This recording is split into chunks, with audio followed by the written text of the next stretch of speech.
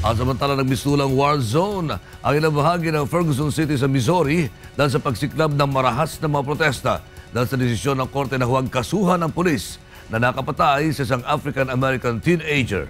Ito ang balita ni Mirasol Abogadil. Mga basag na salamin, nasunog na mga gusali, mga basyo ng bala at mga tindahang ninakawan ang makikita sa ilang bahagi ng Ferguson City sa Missouri matapos sumiklab ang marahas na protesta kahapon. Ito ay kasunod ng desisyon ng grand jury na huwag sampahan ng kaso si Police Officer Darren Wilson na bumaril at nakapatay sa 18-year-old African-American na si Michael Brown.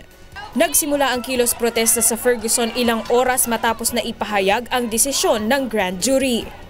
Sinagupa ng police officers ang mga demonstrador at hinagisan ng tear gas at beanbag guns. Samantala, nagsalita na rin si Ferguson Police Officer Darren Wilson. Sa isang interview ng ABC, sinabi nitong bagamat nalulungkot siya sa pagkamatay ni Brown, malinis ang kaniyang konsensya dahil ginawa lang niya ang kaniyang trabaho.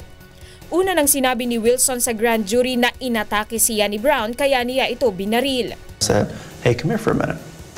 And that's when he turned and said, "What the f are you going to do about it?" and slammed my door shut on me. Slam the door shut? Yes. I used my door to try and push him back and yell at him to get back. And again, he just pushed the door shut and just stares at me. Dinagdagan pa ni Missouri Governor Jay Nixon ang National Guard troops sa Ferguson na ngayon ay umaabot na sa 2,200. The National Guard presence will be ramped up significantly in Ferguson and ensuring that they are ready to act quickly to prevent violence. Mahigit 130 kilos protesta naman ang isinasagawa sa 37 estado ng Amerika at Canada bilang pakikiisa sa Ferguson protest. Batay sa 2010 US Census, ang Ferguson City ay may 67% African-American habang 27% ay White Americans at kakaunti lamang ang mga Asyano. Sa ngayon ay inaalam pa ng Embahada ng Pilipinas sa Amerika kung may Pilipinong nadamay sa kaguluhan sa Ferguson.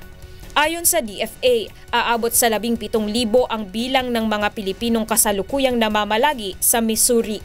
We have not received reports of Filipinos being actively involved in or having been affected by demonstrations in some US cities over the Ferguson case. Our foreign service posts in the US continue to monitor the developments there. Mirasol Abogadil, UNTV News, Worldwide.